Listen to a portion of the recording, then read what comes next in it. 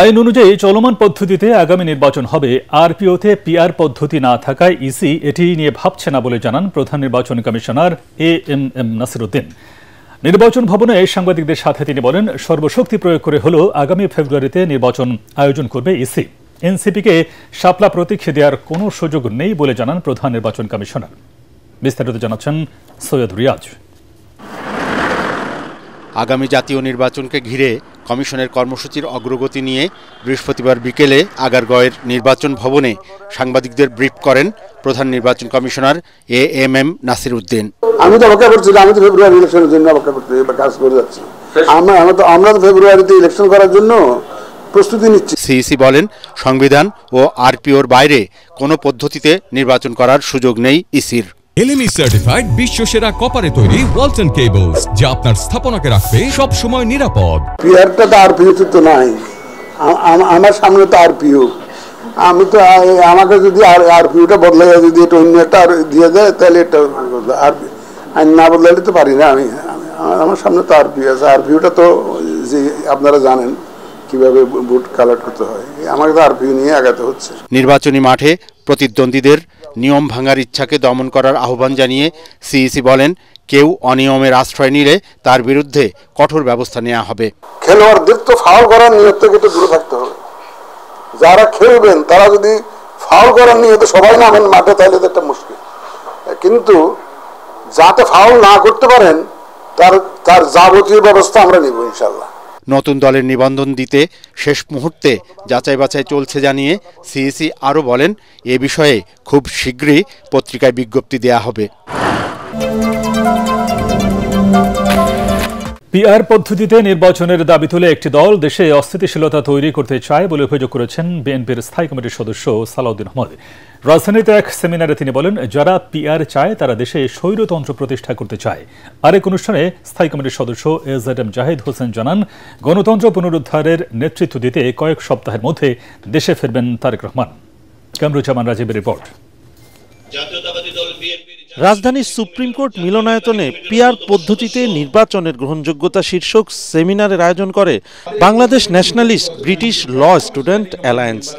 এতে প্রধান অতিথির বক্তব্যে সালাউদ্দিন আহমদ বলেন, অসাংবিধানিক দাবিতে দেশকে অস্থিতিশীল করে একটি দল নিজেদের অনৈতিক দাবি দেওয়া পূরণ করতে চায়।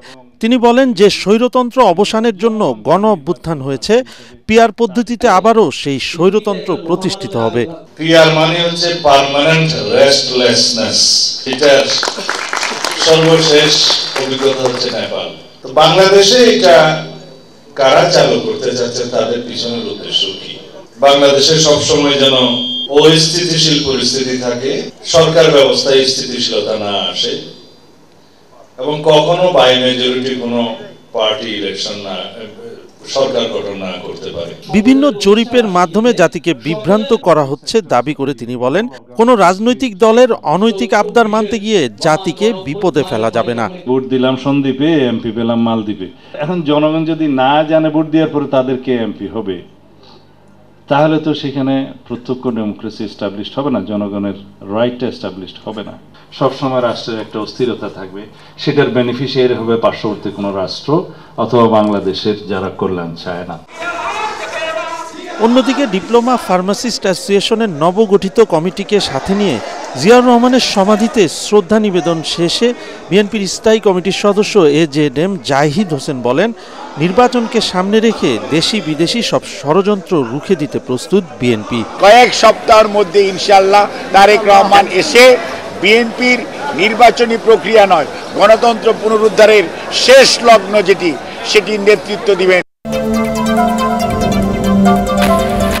আগামী নির্বাচনের জন্য প্রস্তুতি নিচ্ছে জামায়াতে ইসলামী। চীনা প্রতিনিধি দলকে একথা জানিয়ে দলটির আমির ডক্টর শফিকুর রহমান বলেন, জয়লাভ করলে শাসক নয় সেবক হতে চায় জামায়াত।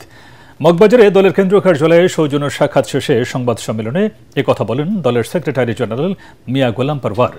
তিনি জানান, নির্বাচনকে কেন্দ্র করে প্রতিবেশী দেশের হস্তক্ষেপের বিষয়ে দেশবাসীকে ঐক্যবদ্ধ থাকার তাগিদ দিয়েছেন আমিরে জামায়াত। রিপোর্ট করছেন আদ্দিন সজীব।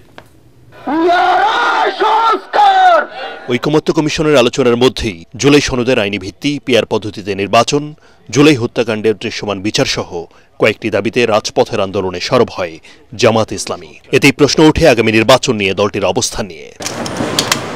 আমির জামাত ডক্টর শফিকুর রহমানের সঙ্গে Chinese People's Institute for Foreign অ্যাফেয়ার্সের উচ্চ পর্যায়ের প্রতিনিধি দলের সৌজন্য সাক্ষাতের পর জামাতের অবস্থান পরিষ্কার করেন দলের সেক্রেটারি জেনারেল মিয়া গোলাম পরোয়ার। ওনাদের প্রশ্নের জবাবে আমাদের আমির সাহেব বলেছেন যে সকল গ্রহণযোগ্য নির্বাচনে জামাত ইসলামী ইতিপূর্বে অংশগ্রহণ করেছে এবং আমরা প্রত্যেক পার্লামেন্টে নির্বাচিত হয়ে প্রতিনিধিত্ব করেছি এবং আমরা জামাত ইসলামী সকল ধর্ম, বর্ণ, নারী, পুরুষ নির্বিশেষে সকলের সমান মর্যাদা, সমান মানবিক, সাংবিধানিক, রাজনৈতিক সকল অধিকারকে আমরা মেনটেন করেই আমরা এদেশে চলি এবং জনগণ যদি আমাদেরকে দেশ শাসনের দায়িত্ব দেন তাহলে আমির জামাত বলেছেন যে আমরা শাসক হব না, আমরা সেবক হব এবং সকলেই সমতার ভিত্তিতে প্রত্যেকের অধিকার ভোগ করবেন। আগামী নির্বাচনে প্রতিবেশী দেশের হস্তক্ষেপের বিষয়েও আলোচনা হয়েছে এই সাক্ষাতে। গণঅভ্যুত্থানের পরও ষড়যন্ত্র থেমে নেই জানিয়ে সবাইকে ঐক্যবদ্ধ থাকারও আহ্বান জানায় জামাত ইসলামী। চায়নার প্রতিনিধি দল এই প্রশ্ন করেছেন যে আপনারা বাংলাদেশের সামনে সবচেয়ে বড় চ্যালেঞ্জ কি মনে করেন। তার মধ্যে এটা আমির জামাত তুলে ধরেছেন যে প্রতিবেশী দেশের পক্ষ থেকে যে কোনো বিষয়ে হস্তক্ষেপ এবং ইন্টারফারেন্সটা আমাদের জন্য একটা বড় চ্যালেঞ্জ। তো সেটা মোকাবেলা করতে হবে জাতীয় ঐক্যের মধ্য দিয়ে। বাংলাদেশের উন্নয়নে সহযোগী ভূমিকা রাখার আশ্বাসও দেয় চীনা প্রতিনিধিরা। We have supported each other, treated each other as equals for win-win outcome.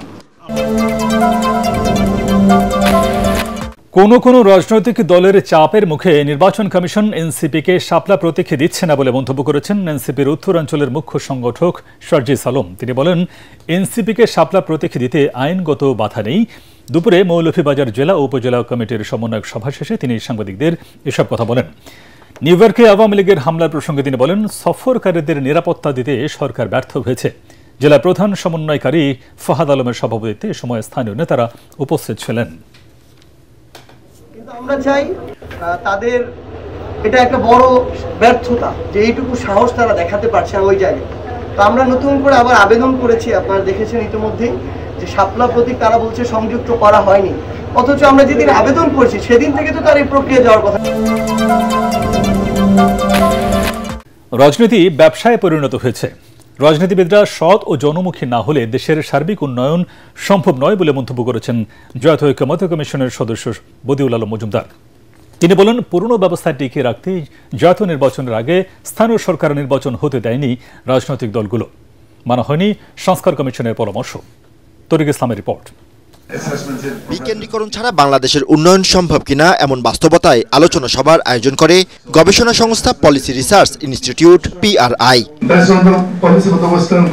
আলোচনায় অংশ নিয়ে বক্তারা জানান, ক্ষমতা ও সেবার বিকেন্দ্রীকরণ ছাড়া স্থানীয় উন্নয়ন সম্ভব নয়।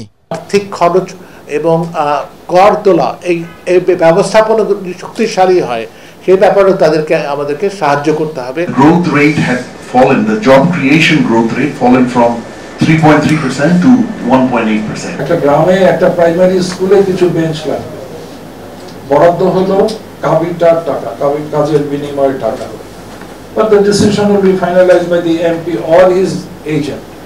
ওইখানেই তো করাপশনটা ঢুকছে। একটা everything MP has a role.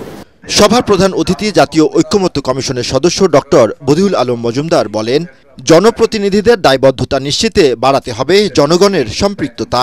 জনগণের নেতৃত্বে জনগণকে সংগঠিত করেই এবং এই স্ট্রাকচারগুলো আমাদের যেগুলো আছে এগুলোকে আরও শক্তিশালী কার্যকর করে অ্যাডমিনিস্ট্রেটিভ ডিসেন্ট্রালাইজেশন এবং ফাইন্যান্সিয়াল ডিভলিউশনের মাধ্যমে আমাদের করতে হবে। কিন্তু ওই যে আমাদের যদি করতে হয়, যে ডিসেন্ট্রালাইজেশন করতে হয়, অ্যাকাউন্টেবিলিটি নিশ্চিত করতে হয়, ওই জনগণের মাধ্যমে অ্যাকাউন্টেবিলিটি নিশ্চিত করতে হবে। স্থানীয় সরকার উন্নয়নে সঠিক আর্থিক ব্যবস্থাপনা ও জবাবদিহিতা নিশ্চিতের কথাও জানান বক্তারা।